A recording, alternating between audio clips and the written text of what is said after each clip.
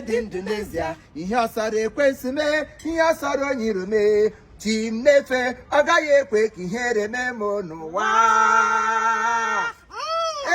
Ada Zion ngwa rugharịwa n'ime mmụọ nne rugharịwa n'ime mmụọ rugharịwa n'ime mmụọ rugharịwa n'ime Ada Chineke ezigbo ada nwere ada na-enye m obiọma ada nwere obi sarịsarị rugharịwa rugharịwa rugharịwa rugharịwa rugharịwa rugharịwa rugharịwa rugharịwa rugharịwa Chineke dị egwu Chineke ọsọ anyị buru mkpa anyị take your burden unto the Lord whatever the enemy has stolen from you whatever the enemy is trying to do to you I want to assure you that if you have God in your life everything is sure. Yes. It's not all about today.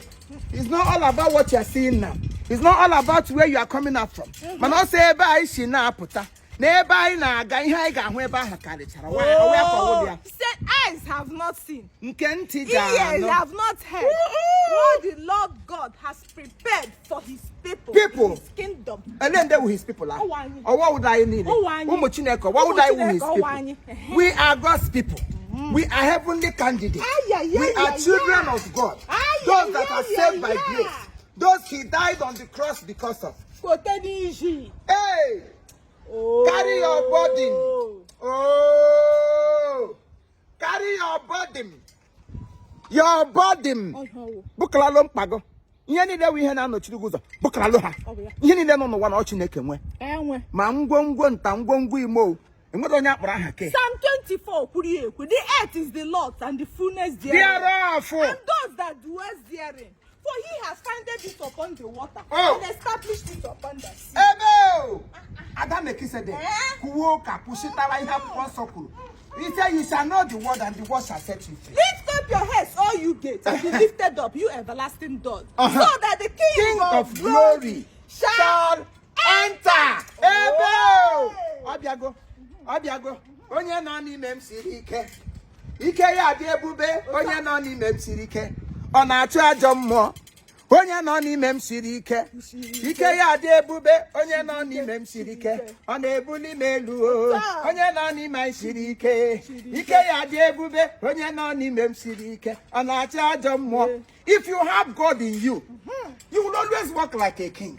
Sometimes you see the king of the earth. If they are walking, hana emengala, hana emepokupo. Everybody. Ordinary king of the earth. But you that have the king of all kings. A priest after Melchizedek. Order of Melchizedek. Order of Melchizedek. Onga Abraham paid his tithe directly to Melchizedek.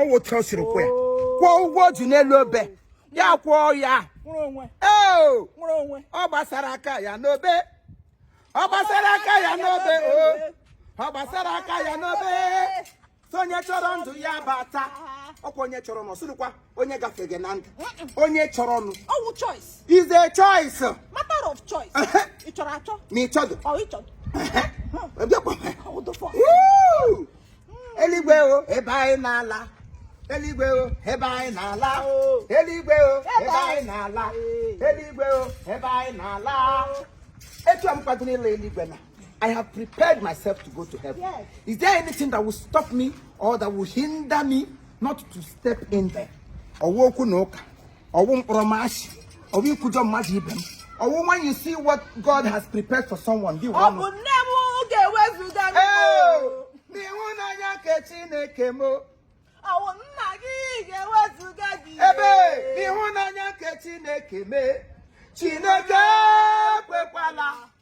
Kamburu onye ga-agbasi ọsọ n'ụwa ma mgbe ruru n'alaeze eluigwe ha chọma agaghị ahụ m Chineke kwekwala kamburu onye ga-agbasi ọsọ n'ụwa ma mgbe ruru n'alaeze eluigwe ha chọma ọ ga-awụ ihe ọjọọ jọgburu onwe that after answering a pastor in this life after answering a woman of God after answering a comedian after answering a singer, after answering a pastor or a pastoress, at the end of the day, you will not smell the kingdom of God. You'll be found wanting in the book of life. Where's the guy in me? We shall not be found wanting. If they get there, I don't watch I don't watch where I make it on your one kind. Unless any one by choice. Heavenly race is by choice. And what on first and first? Heaven at last. At the last, heaven at last. Always home. It is our home. Always home. It's not all about saying it. You come out and begin to formulate, you preach what? You're not after acting, but you don't show it in your character. That is a deformation of a deformation of a deformation of family ties. Family ties. I don't know. A deformation of information. On your Ibrahim Bolem.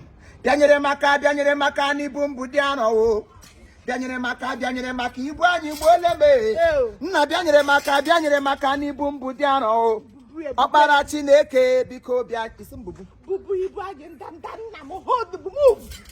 move. Move very well na. Ibu.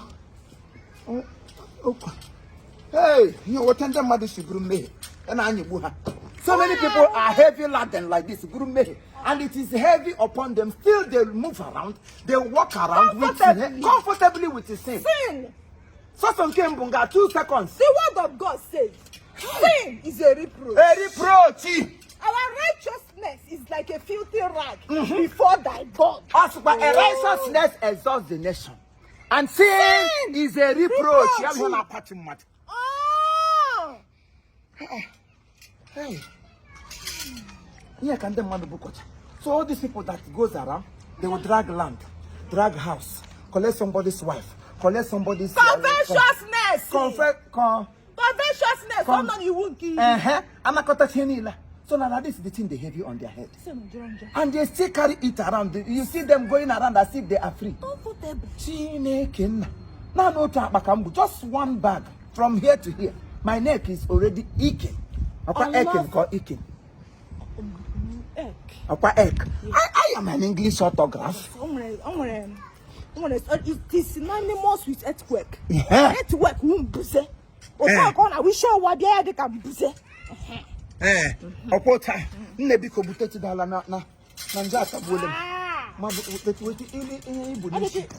your roof of the cocoa buteti oh they are yiri henna he ba keta fornication adultery covetousness odo dano oh makonye gano ha okpurukpu njonjo ogbugbu okay how the kind of confession last week I know incest. Some people will do it and hoping that if I go to confession, God, you know, once you do a sin and go back to it, do it again and go back to it. The scripture says, whatever a man soweth, you must reap.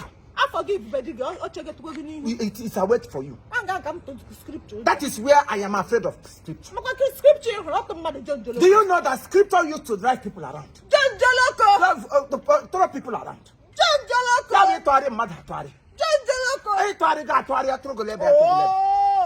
Oh, yeah, exclamation. It's room hey, Njani Bolem Chineken. If you are a sinner, you have to come out. Whatever you are doing that is not good in the sight of God, you better leave it. This is just a simple example. Illustration of those who are carrying heavy laden. You carry so many things on your head. And you think you will go scot-free. Just look at ordinary family problems. You have to pay school fees, you have to pay house rent, you have to buy water, you buy this, you buy that. You find out that sometimes you begin to act like a mad person because there is so many loads upon your head. Not to talk of when you add it up. We sin upon sin. Yeah. Venial sin. When you sin of omission. Sin of commission. It is very, very, there is much time available for us to turn a new living. Repent and then leave all that you have gathered from promises and then keep living uprightly. And extortion. Remove your hand from extortion. Remove your hand from evil. And then do the right thing. You will see heaven will open for you. You begin to smile and enjoy all the good amenities of life. But by the time you grab all those things, you think nobody is seeing you. God is watching. And remember, when you die, you are going home with nothing. Even not even a pin will be given to you. No. If without zip. If they come back with a razor, I tell your mom when they button they will remove all the things just to leave you empty. Empty you came. Empty you This good message is for all of us. We're not trying to condemn anybody, but you know what is condemnable, you know what is good and what is right. By the time you start living uprightly, keep your hands clean, do the right thing. Don't envy people. That's another thing. Don't envy people.